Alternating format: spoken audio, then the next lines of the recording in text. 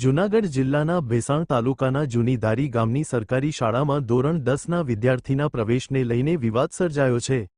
આચાર્ય પ્રિન્સિપલનું નામ ભરતભાઈ સાવલિયા વાલીના જણાવ્યા મુજબ વિદ્યાર્થી અગાઉ સરકારી શાળામાં જ અભ્યાસ કરતો હતો। નવા શૈક્ષણિક સત્ર દરમિયાન તેણે ધોરણ 10માં ખાનગી શાળામાં પ્રવેશ લીધો હતો, પરંતુ ત્યાં અભ્યાસ અનુકૂળ ન લાગતા તેણે ફરી લાલ બહાદુર વિદ્યાલય સરકારી શાળામાં પ્રવેશ લેવા ઈચ્છા વ્યક્ત કરી હતી। વિદ્યાર્થીના પિતા ભાવેશભાઈ રાઠોડ જ્યારે આચાર્યને મળવા પહોંચ્યા ત્યારે તેમને તાત્કાલિક પ્રવેશ આપવાનો ઇનકાર કરવામાં આવ્યો હોવાનો આક્ષેપ છે। આચાર્યએ પહેલા લેખિતમાં અરજી આપવા જણાવ્યું હોવાનું વાલીનું કહેવું છે। વાલીનો સવાલ છે કે જો વિદ્યાર્થી સરકારી શિક્ષણમાં પરત આવવા માંગે છે તો માત્ર વહીવટી પ્રક્રિયાના નામે તેને રાહ જોવડાવવાથી તેના અભ્યાસને નુકસાન પહોંચી શકે છે। શિક્ષણનો અધિકાર અને વિદ્યાર્થીના હિતને પ્રાથમિકતા મળવી જોઈએ તેવી માંગ પણ ઉઠી રહી છે। અહેવાલ જતીન પરમાર।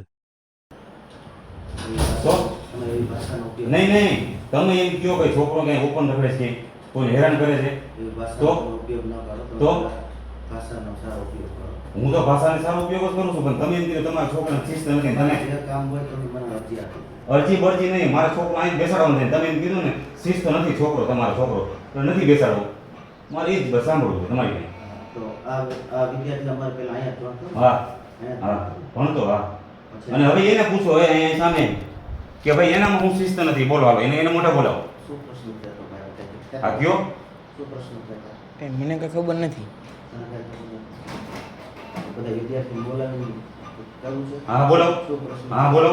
આપણે પીરિયડ બદલે રિસર્ચ કાંઈ વાંધો નહીં, હું બેઠો છું 12:30 વાગ્યા સુધી અહીંયા જ બેઠો છું, રિસર્ચ માટે વાત કરીએ બરાબર।